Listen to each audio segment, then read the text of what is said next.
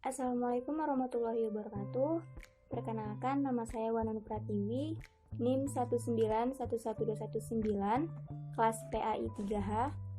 Di sini saya akan membuat video pembelajaran untuk memenuhi tugas UTS mata kuliah Psikologi Pendidikan dengan dosen pengampu Ibu Miska Zulfa, SPDI MA. Nah, materi yang akan saya bahas terkait dengan judul teori kognitivistik dan implikasinya dalam pembelajaran. Nah, mau tahu apa itu teori kognitivistik? Simak terus video ini ya. Nah, di dalam pembelajaran banyak sekali pandangan terhadap belajar, sehingga memunculkan berbagai teori belajar.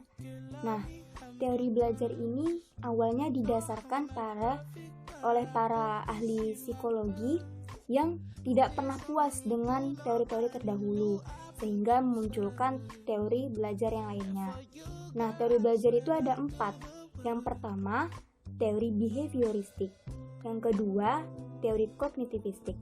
Yang ketiga, teori humanistik. Dan yang keempat, teori konstruktivistik. Nah, di sini saya akan membahas teori yang kedua, yaitu teori kognitivistik. Nah, secara bahasa, kognitif dari bahasa Latin yang artinya cogniter, yaitu berpikir. Nah, secara teori, kognitif ini lebih menekankan kepada proses belajar daripada hasil belajarnya. Nah, menurut teori kognitif, belajar itu bukan hanya melibatkan hubungan antara stimulus dan respon, tapi belajar itu lebih melibatkan proses berpikir yang sangat kompleks, di mana belajar itu adalah usaha untuk mengaitkan pemahaman yang baru ke dalam struktur berpikirnya seorang individu, sehingga memunculkan atau membuat struktur kognitif baru yang lebih mantap sebagai hasil belajarnya.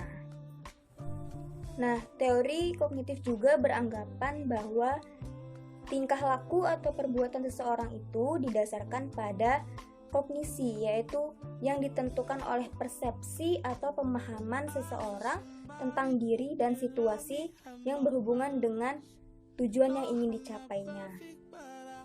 Nah, di balik teori belajar kognitif ini ada beberapa tokoh yang berperan penting di dalamnya. Tokoh yang pertama adalah Jean Piaget. Beliau mengemukakan bahwa proses belajar itu akan terjadi apabila ada interaksi individu dengan lingkungan fisiknya maupun lingkungan sosialnya. Nah, ia berpendapat juga bahwa teori belajar kognitif ini berperan penting dalam proses belajar. Karena pada dasarnya perkembangan kognitif itu adalah proses mental. Nah, bagi Piaget, berpikir dalam proses mental itu jauh lebih penting daripada hanya sekedar mengerti. Karena semakin bertambahnya usia seseorang, maka semakin kompleks pula susunan sel syarafnya dan semakin meningkat pula kemampuan berpikirnya atau kemampuan kognitifnya. Nah, Jean membagi 4 tahap perkembangan kognitif. Tahap yang pertama, tahap sensorimotor. Tahap ini dimulai dari usia 0 sampai 2 tahun. Pada usia ini, individu mulai memahami tentang dunianya dengan mengkoordinasikan pengalaman-pengalaman sensoris seperti melihat, mendengar, dan motorik fisik lainnya. Lalu, tahap yang kedua yaitu tahap praoperasional, dimulai usia 2 sampai 7 tahun. Nah, pada usia ini individu itu mulai memiliki kecakapan motorik untuk melakukan sesuatu dari apa yang dilihat dan apa yang didengarnya, tetapi belum mampu untuk memahami secara mental atau makna atau hakikat dari yang dilakukannya tersebut. Tahap yang ketiga, tahap operasional konkret, usia 7-11 tahun. Nah, pada usia ini, individu itu mulai berpikir secara logis tentang kejadian-kejadian yang konkret, di mana individu sudah mulai bisa membedakan benda yang sama dalam kondisi yang berbeda. Nah, tahap yang keempat yaitu tahap operasional formal, usia 11 tahun ke atas. Nah, pada usia ini individu sudah mengalami perkembangan penalaran yang abstrak, di mana ia sudah mulai berpikir secara logis dan idealis. Tokoh yang kedua yaitu J.S. Brunner. Beliau mengembangkan suatu model pembelajaran yang dinamakan belajar penemuan atau discovery learning.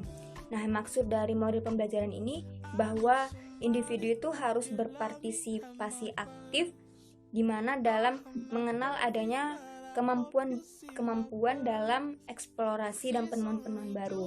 Nah, Brunner juga membagi 3 proses dalam belajar. Proses yang pertama yaitu proses memperoleh informasi yang baru. Yang kedua, proses mentransformasikan informasi yang telah diterima. Dan yang ketiga, proses menguji dan mengevaluasi relevansi ketetapan dan pengetahuan. Nah, tokoh yang ketiga adalah Gestalt. Nah, menurut teori belajar Gestalt, belajar itu adalah proses pengembangan yang didasarkan pada pemahaman atau insight. Jadi insight ini adalah inti dari perubahan tingkah laku.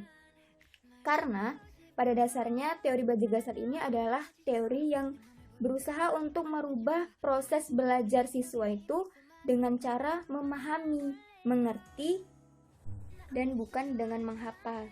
Nah, di dalam belajar kita yang pertama itu harus memahami dulu materi yang telah diberikan guru kepada kita.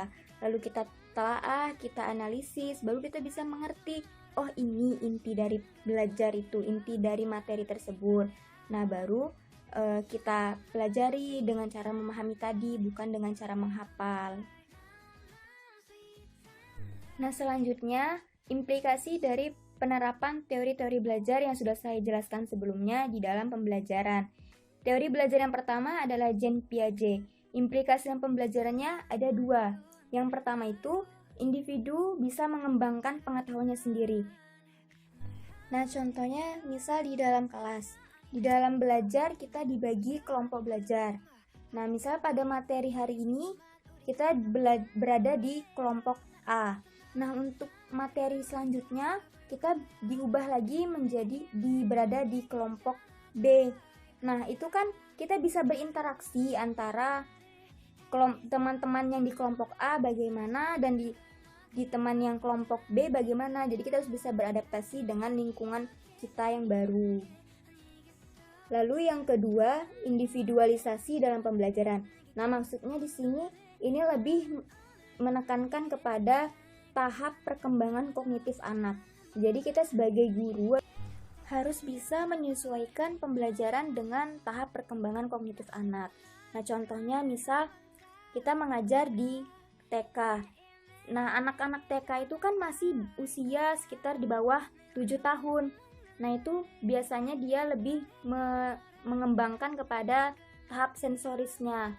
Nah, itu jadi pembelajaran yang bisa kita berikan misalnya dengan cara menggambar, dengan cara mengenal benda, menghitung, dan sebagainya.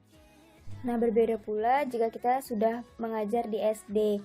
Anak-anak SD yang usianya 7 tahun ke atas itu sudah bisa berpikir secara logis. Nah, pembelajaran yang kita berikan pun sudah bisa dengan cara konsep-konsepnya terlebih dahulu. Contohnya dalam sholat, kita memberikan konsep sholat terlebih dahulu, lalu nanti lambat laun dengan kita berikan cara-caranya dan bisa langsung dipraktekkan. Selanjutnya, penerapan teori belajar Brunner dalam pembelajaran. Nah, seperti kita ketahui, Brunner itu adalah salah satu tokoh yang menerapkan atau mengembangkan model pembelajaran yang disebut dengan discovery learning.